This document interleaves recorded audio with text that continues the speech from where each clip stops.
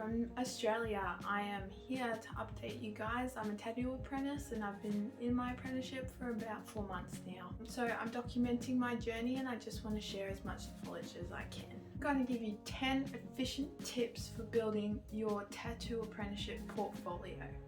You want to 1. Set yourself goals. 2. Draw every day. 3. Experiment with your mediums. 4. Draw up to 5 different tattoo styles. 5. Network. 6. Use good quality paper. 7. Don't give up. 8. Plan your portfolio. 9. Research. 10. Apply for your apprenticeship. Take a moment to write all these down and I'll just elaborate on each point so you understand clearer. So first, setting yourself goals. You want to draw for about an hour a day or maybe a small drawing each day. So this will help you get a bit more skilled. It is harder than said because to stay motivated and stuff like that. You want to set yourself a goal for when you want your portfolio ready. So I told myself about 6 months and I didn't really stick to it because it took longer. I have to stick by it, but it helps motivate you. I really found that's what it did for me. So then next you want to make a list of all the tattoo styles you would want to do. For instance, Americano, traditional, and then within that, you write all subjects of what you would want to draw. So roses, pin-up girls, daggers, snakes. So when you're writing it down, either do it digitally on your notes, or I had a whiteboard and I wrote it all down so you don't forget about it and it's always reminding you. Drawing every day. And you might say, what do I draw? Look for as many reference images as you can, save them. Really look for artists that you aspire to and you just love their work. And then what you can do, almost manipulate it or copy it, but that is for practice reasons only because you don't want to be sticking in someone else's work into your portfolio. Then the way you manipulate that is you might manipulate the way they draw something but then change the image itself. So if they draw a great peony, maybe you could draw a great rose but in the similar kind of way that they do it. It's okay to want to know how to draw something in the way that it's done, and as well as doing that and looking at these images from these artists you like, you can also Google or YouTube how to draw a peony or how to draw a rose and just get used to that. And that's your practicing every day. That's your drawing every day. And you don't have to stick in these images into your portfolio right away. If you give yourself 6 months to create your portfolio, that's giving you enough time to practice. And practice is important. I begin to feel really overwhelmed and that's completely normal. Like, take a step back and give yourself a day or 2 to just rekindle and want to draw again. You don't have to put the most intricate designed things in your portfolio, and you don't have to put like 15 different styles. You know, less is more, and if you're creating something that you think is really good, then you're better off putting 3 of something really good in your portfolio than like 10 of really intricate rushed work that might not look as good, and it just will take the attention of whoever's looking at your portfolio away from what you're actually trying to achieve, and you're trying to show that you understand and you have a skill for drawing. 3, you want to be able to experiment with different mediums because a lot of the different styles you want to try consist of different kind of mediums.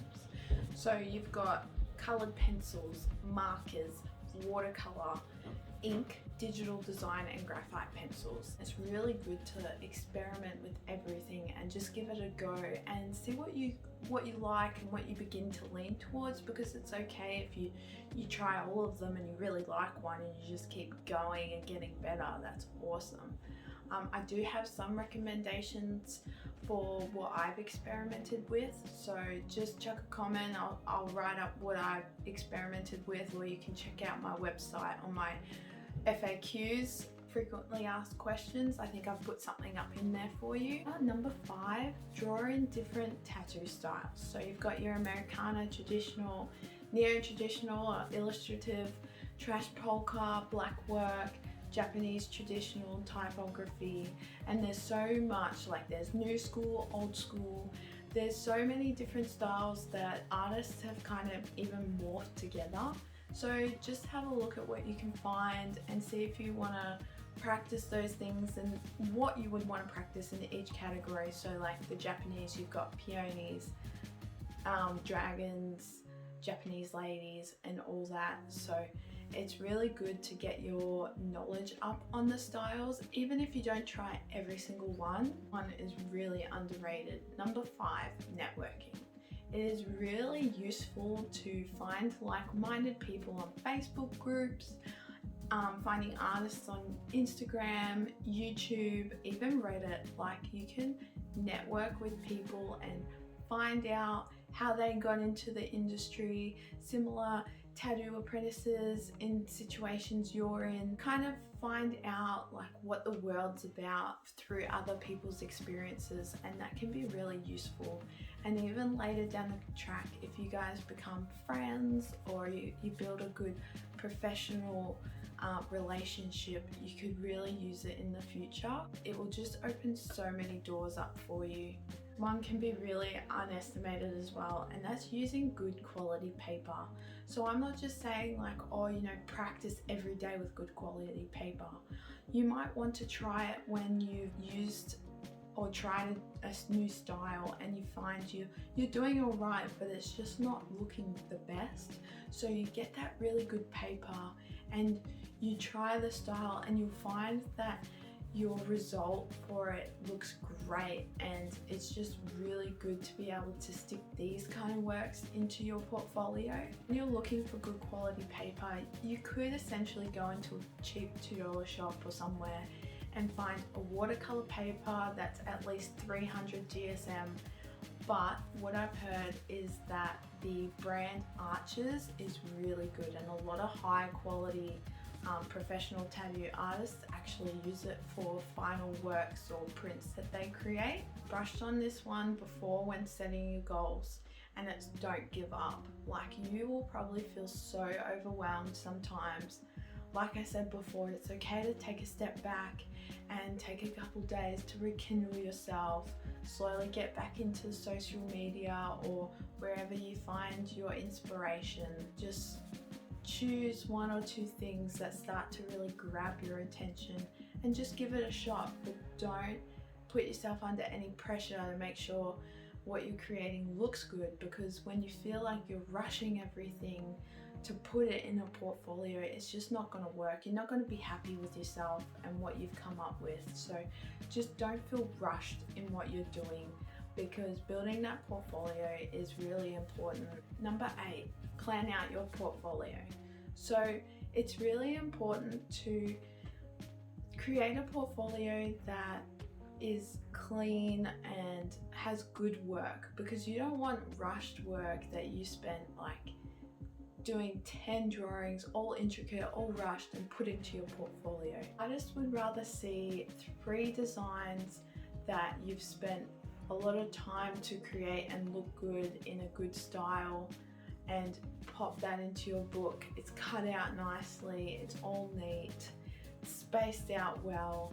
You'll really see that they will appreciate the time you've spent to actually get that style right, rather than trying to just pump out all these works. Myself wanted to try so many different things, and I felt like I just rushed that a lot, and I wanted to put everything into my portfolio. But you don't have to. Just get your portfolio, whether it's a sketchbook, plastic pocketbook, put your pieces of paper in, stick your designs in it nice and neatly, and categorize them so they're in those different styles.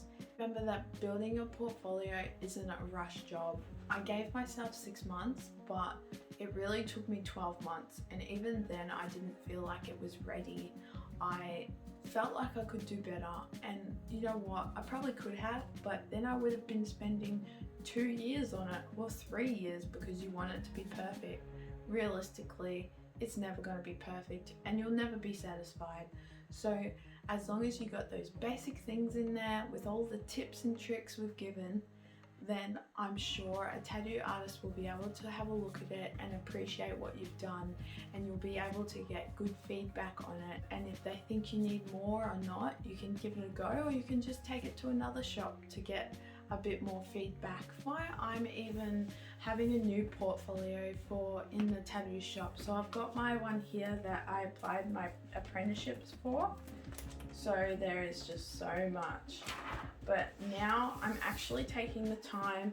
I've got a new portfolio and I will just build this over my apprenticeship and just hope that it will be the one that someone might want to grab a design from and I can actually tattoo it on them. So this I'm really taking my time to do, and that's what you have to remember, like your apprenticeship portfolio doesn't have to be perfect. I've covered on briefly in other videos that I've done, and that's gaining your textbook knowledge, doing the research to show whatever tattoo artist you might have a meeting or interview with that you actually know a bit about the industry and you didn't have to pick up a machine to know it. Learning things about needles, tubes, grips, machines, different types of machines, the coils, your rotaries, your wireless pens and all sorts, as well as your tattoo history. That can be really important, and the tattoo history for all different kinds of countries. And if you're like, well, where do I get this information from? There's YouTube, there's books, books such as A to Z of Tattooing, Reinventing the Tattoo, Still Like an Artist, The Black Book of Tattooing. They're all really good books that I have read before I got my apprenticeship. And it might not all sink in, but at least it's there and you'll get bits and pieces of learning. Your last tip for this video is number 10, apply for an apprenticeship. Now it's different everywhere, and for everybody's experiences, it will always be slightly different. So for me personally, I applied myself via networking and spoke to people, local shops, and I messaged a couple asking if I could get an interview on my portfolio. A couple turned me down. That's just the way it is lately because of COVID, but I was lucky enough because I did network with local apprentices that a shop actually popped up to have an advertisement for an apprenticeship. So I was really excited about that. I really just knuckled down and got my portfolio together and I applied for it. And you know what, it worked because I opened those doors to networking and building relationships, and it paid off. So I really think you can do it too. You just really got to put yourself out of your comfort zone and try different things, and don't be afraid to be rejected. I hope you found this video helpful with all my 10 tips of building a portfolio. I'm currently just an apprentice, so I don't know everything, but I thought it would be a good idea just to kind of share my knowledge, because I did find it was a bit hard for me to research and understand some things, because there's a lot by actual artists but not a lot by apprentices. Any more questions, don't be afraid to pop them in the comments, or you can check out my frequently asked questions on my website. The link's in the about section. I also have some things up on my Instagram if you want to have a look. I just want to end this video by saying I'm about 4 months into my apprenticeship. It's going really well. Apart from a lot of COVID lockdowns here in Australia, I'm learning, and it's been a really good opportunity to finish a lot of artworks because I get a lot of briefs from my mentor, and I've also done an infection and skin penetration course, which has been really good.